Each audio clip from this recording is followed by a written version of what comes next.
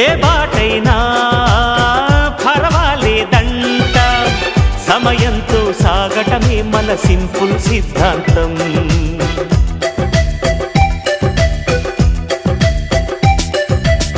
చిరుగాలికి పరిమళమిచ్చే సిరిమల్లెల వనమై ఉందాం, గగనాన్ని నేలను కలిపే హరివిల్లుల వంతెన అవుదాం.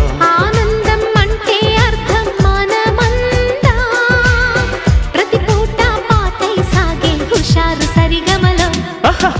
ఎన్నో ఎన్నో రాగాలుండే సంగీతం కాదా, చల్లకి నవ్వుల కేరింత.